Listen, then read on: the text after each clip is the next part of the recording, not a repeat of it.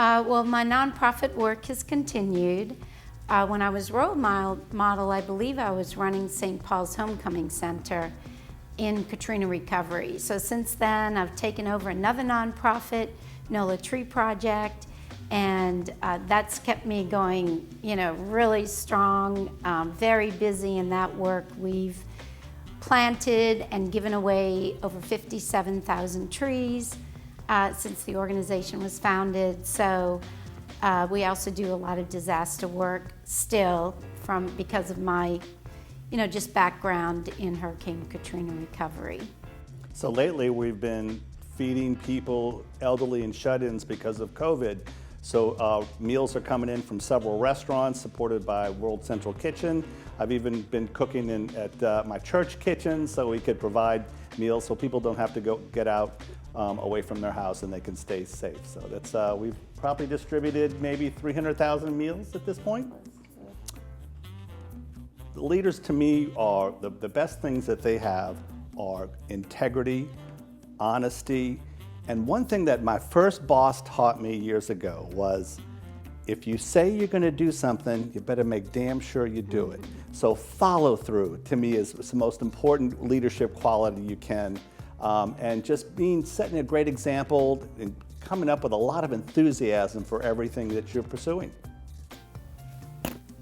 I think for me, the great leaders that I really respect, they're humble, they're very intentional, they're very goal-oriented, and they, really stay on track to reach them. Definitely high-integrity people, and they're relationship builders. I think that's one of the key things in leadership, is to have that ability to build, just great coalitions and relationships. I do the food service at Country Day School. It's a K through 12 independent school, and we've had to make a major shift in how we feed students. First of all, the beautiful thing is everyone's back on campus.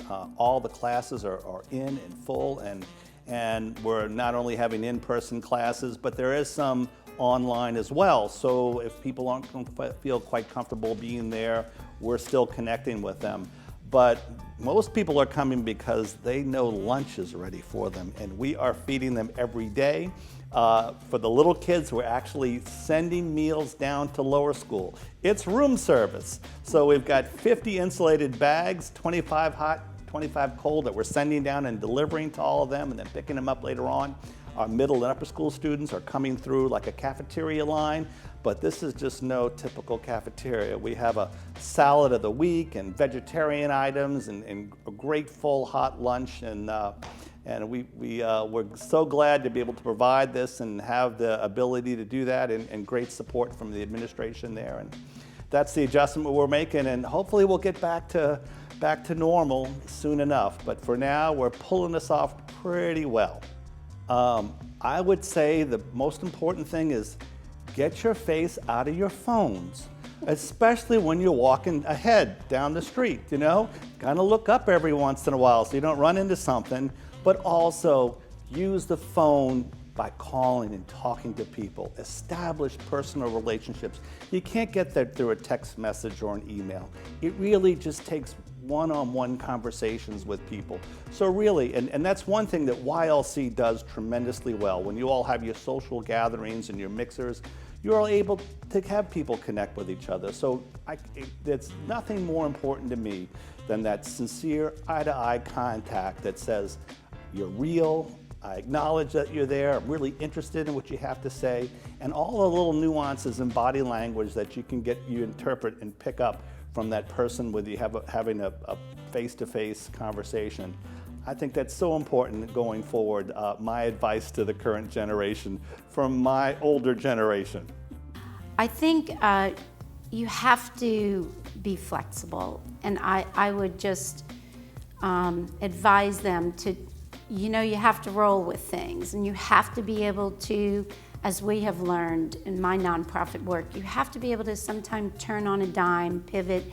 You have to be very creative sometimes very quickly, and you just have to really be able to bend and flex and think on your feet.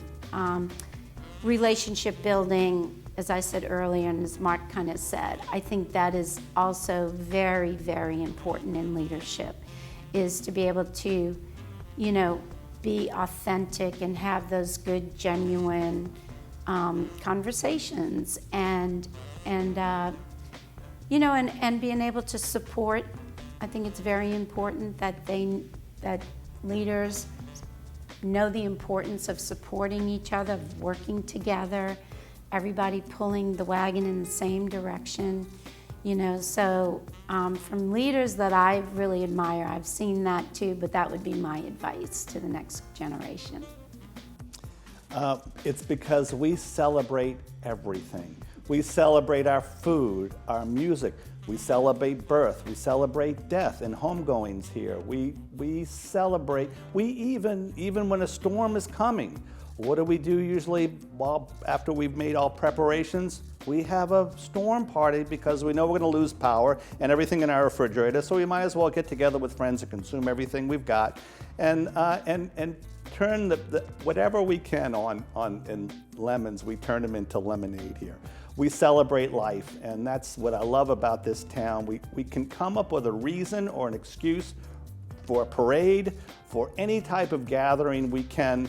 It's what the challenge of COVID is we're always so kind of hardwired to gather and celebrate in groups. We're having to do that a little bit differently now, but before long we'll be back to Jazz Fest and Mardi Gras and French Quarter Fest and all the wonderful celebrations we do here that always involve food and people and music and just a great outlook on life. There's a saying, people make a place.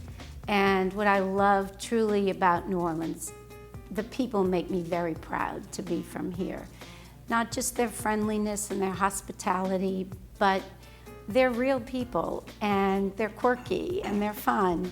But also, we're an incredibly resilient, strong group of people here. We've been through so much, and I think the people of New Orleans really come together quickly in times of crisis. They understand, community and service. And I think we just do a great job here of standing each other up in tough times. And that's what makes me most proud of New Orleans, is just the people are just so great in so many ways.